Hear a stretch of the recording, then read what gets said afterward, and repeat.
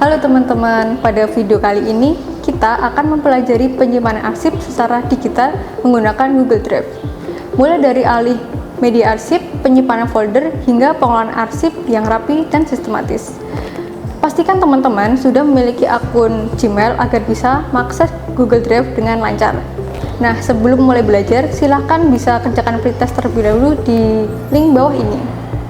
Yuk kerjakan pretest sekarang sehingga kita lanjutkan ke praktik penyimpanan arsip digital. Berikut alat-alat yang perlu dipersiapkan. Yang pertama, printer scan. Yang kedua, komputer atau laptop. Yang ketiga, surat masuk dan keluar yang disimpan. Keempat, daftar klasifikasi arsip sistem subjek. Kelima, daftar isi berkas. 6 adalah daftar arsip aktif. Tahap pertama adalah menerapkan prosedur penyimpanan arsip secara digital, yaitu alih media arsip menggunakan mesin scanner atau printer scanner. Proses scanning dokumen dimulai dengan menyiapkan surat yang akan dipindai, masukkan surat ke dalam tray mesin scanner atau printer scanner, tutup tray printer atau mesin scanner, lalu buka Windows Fax and Scan.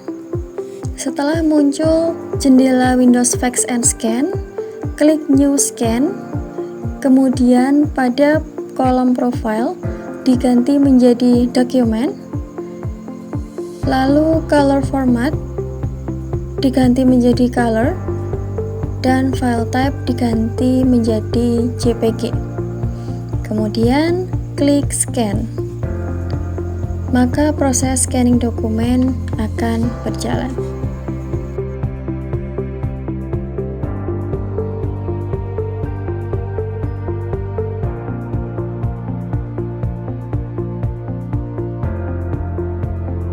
Nama file dari dokumen yang kita pindai merupakan nama default, sehingga kita harus menggantinya atau mengubahnya sesuai dengan format. Pada tampilan ini, saya akan mengubah salah satu dari hasil pemindaian kita, yaitu surat dari PT Bahan Bangunan Makmur. Sesuai dengan format, tanggal surat 31 Juli 2025 _ nama perusahaan PT Bahan Bangunan Makmur. Kemudian kita cek lagi kode klasifikasi arsip. Dalam hal ini surat masuknya merupakan surat tagihan pembayaran. Artinya, kode klasifikasi arsip untuk surat ini yaitu KU titik 00 titik 10. Enter.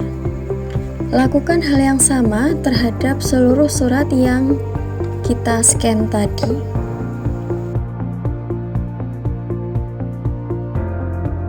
Jika seluruh file yang telah kita pindai sudah diganti namanya sesuai dengan format yang berlaku, maka hasilnya akan seperti ini.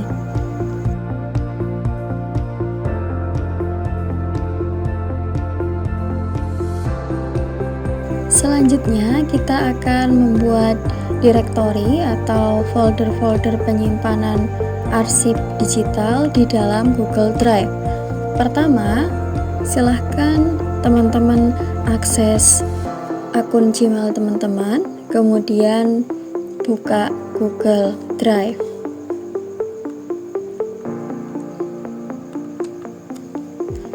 Pembuatan folder dalam Google Drive itu kita sesuaikan dengan pola klasifikasi arsip. Dalam daftar klasifikasi arsip terdapat dua folder utama atau masalah utama, yaitu keuangan dan pemasaran.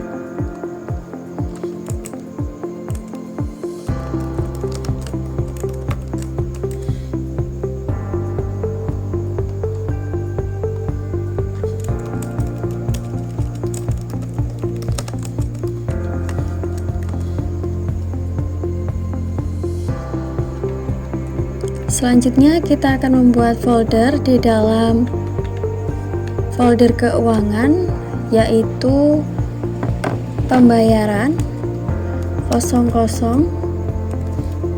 pembayaran.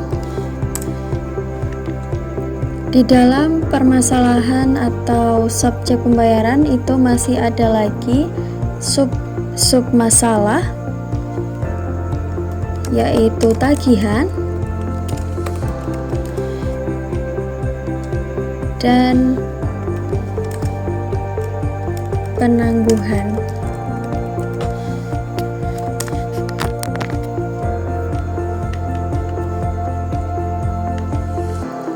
Lalu kita akan membuat folder pada masalah utama pemasaran. Sub masalah dalam pemasaran yaitu ada permintaan penawaran, kemudian ada penawaran, dan pesanan.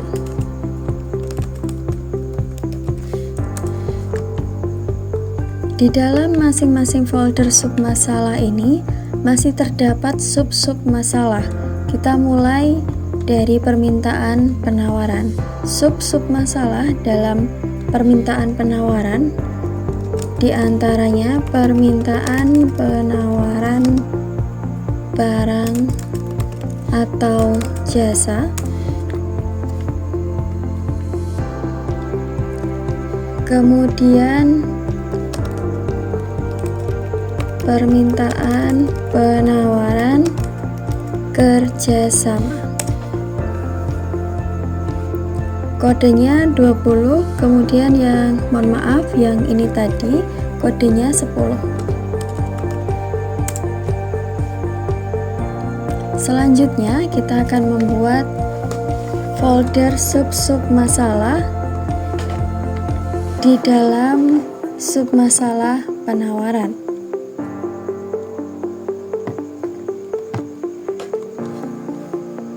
yaitu promosi,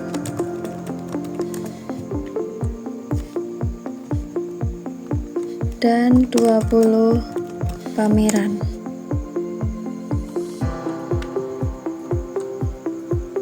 Ketika kita buat folder sub-sub masalah pada folder pesanan, ada 3, yaitu pesanan barang atau jasa, lalu konfirmasi pesanan,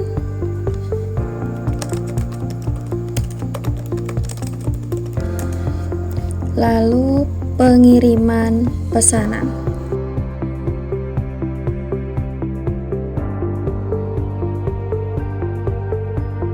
Sebelum melakukan unggah dokumen, kita harus memastikan dulu bahwa folder yang telah kita buat di Google Drive sesuai dengan pola klasifikasi arsip atau daftar klasifikasi arsip. Dalam daftar klasifikasi arsip, di sini terdapat 2 masalah utama, yaitu keuangan dan pemasaran. Maka kita buat 2 folder utama, yaitu keuangan dan pemasaran. Di dalam folder keuangan terdapat folder pembayaran dengan kode 00 sebagai sub masalah. Di dalamnya lagi terdapat 2 folder sub-sub masalah, yaitu tagihan dengan kode 10 dan penangguhan dengan kode 20.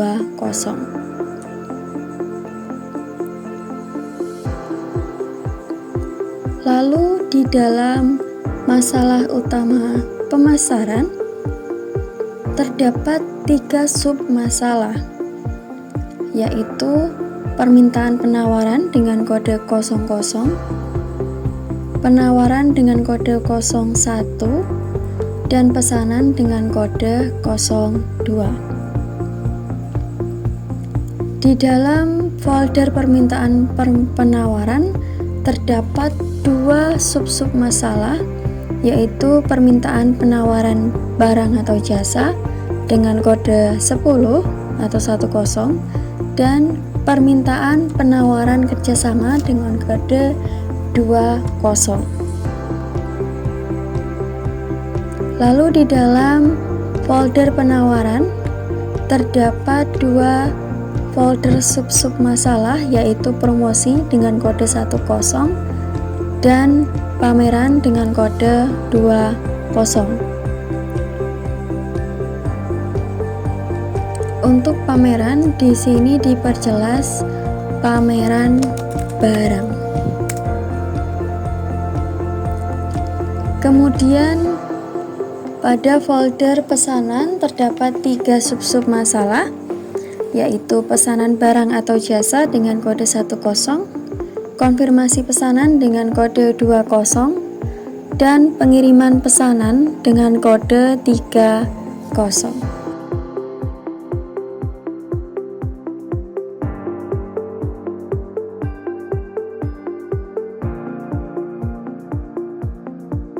Setelah memastikan bahwa folder yang kita buat sesuai dengan pola klasifikasi arsip atau daftar klasifikasi arsip, maka tahap berikutnya yaitu melakukan unggah dokumen hasil pemindaian yang telah disesuaikan formatnya ke dalam folder di Google Drive. Pertama, kita unggah surat dari PT Bahan Bangunan dengan kode KU 0010. Kita buka foldernya KU 0010, yaitu surat tagihan.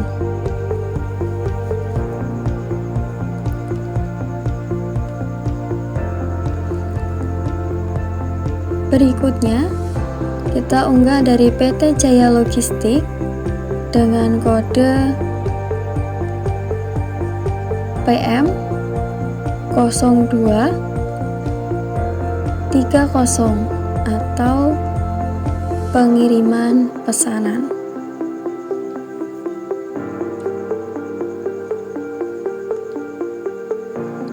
Lalu surat dari PT Prima Nusantara masih di dalam folder pemasaran. Di sini PM 0220 konfirmasi pesanan.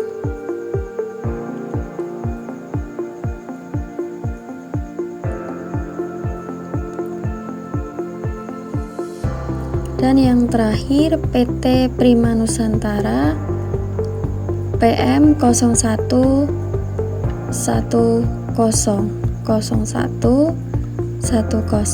promosi.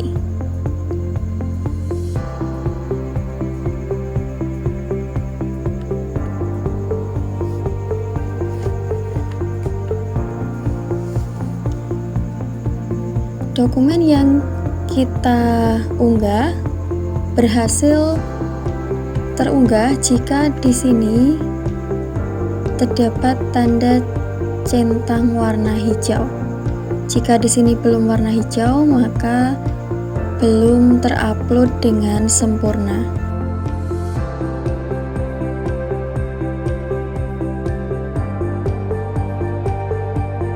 Setelah semua dokumen berhasil kita unggah, selanjutnya kita akan membuat daftar isi berkas. Daftar isi berkas di sini terdapat kolom nomor berkas, nomor item arsip, kode klasifikasi, uraian informasi arsip, tanggal, jumlah, dan keterangan. Pada kolom nomor berkas, di sini kita sesuaikan dengan kode dari sub masalah, di mana di sini sub masalah untuk item arsip 1 dan 2 itu sama, jadi kita hitung 1. Kemudian di sini di pemasaran juga hanya ada 2 sub masalah, jadi kita hitung 2. Lalu item ini berdasarkan jumlah itemnya. Kemudian kode klasifikasi diisi sesuai dengan kode klasifikasi arsip. Uraian informasi diisi dengan informasi singkat dari arsip. Lalu tanggal diisi dengan tanggal surat dan jumlah lembar. Jumlah diisi dengan jumlah lembar atau jumlah halaman arsip. Selanjutnya kita membuat daftar arsip aktif sesuai dengan format yang telah ditentukan.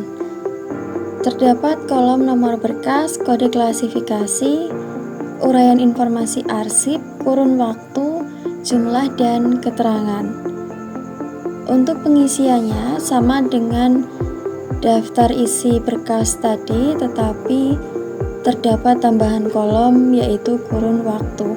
Dalam kurun waktu di sini aktif selama tahun 2025 sehingga kita isikan 2025. Setelah seluruh prosedur penyimpanan arsip digital kita lakukan, selanjutnya kita dapat mengatur siapa saja pihak-pihak yang dapat mengakses folder atau arsip digital kita. Hal ini kita lakukan untuk menghindari penyalahgunaan arsip. Jadi misalnya untuk folder keuangan kita akan membagikan kepada pihak yang berwenang yaitu Kepala Departemen Keuangan. Kita klik bagikan, klik titik 3 ini lalu bagikan. Nah, kita tambahkan emailnya. Kita tambahkan email, kita atur sebagai editor. Lalu kita kirim. Kemudian, jika kita ingin memperlihatkan folder atau arsip kita kepada pihak lain, tetapi tanpa izin mengedit, maka kita klik bagikan. Lalu kita klik siapa saja yang memiliki link ini dengan pengaturan peranan melihat atau hanya dapat melihat saja. Hal ini untuk menghindari penyalahgunaan arsip atau resiko kehilangan arsip jika diakses oleh pihak-pihak yang tidak bertanggung jawab. Kita juga dapat melakukan penemuan kembali arsip yang telah kita simpan secara cepat dan efisien dengan fitur telusuri drive ini. Kita klik lalu kita ketikkan surat mana yang akan kita cari, PT Prima Komputer Nusantara misalnya. Dia akan muncul. Lalu mana yang akan kita cari, tanggal berapa, seperti itu. Hal ini tentu memudahkan kita. Kemudian kita juga bisa mengakses arsip digital ini dimanapun selama ada jaringan internet. Baik teman-teman, kita sudah mempelajari bagaimana proses penciptaan arsip dan penyimpanan arsip secara digital berdasarkan sistem subjek. Sekarang saatnya teman-teman mencoba langsung melalui simulasi praktik. Yuk kita coba simulasi menggunakan LKPD dan bahan praktik yang sudah disediakan di link bawah ini. Teman-teman akan melakukan proses penyimpanan arsip digital mulai dari alih media arsip, penataan folder, penataan file sesuai SOP, hingga pengelompokan arsip berdasarkan subjek. Setelah menyelesaikan simulasi praktek, jangan lupa kerjakan post-test untuk mengukur pemahaman dan juga keterampilan teman-teman setelah mengikuti pembelajaran. Link post-test di bawah sini. Selamat belajar dan selamat berpraktik. Sampai jumpa di pelajaran berikutnya.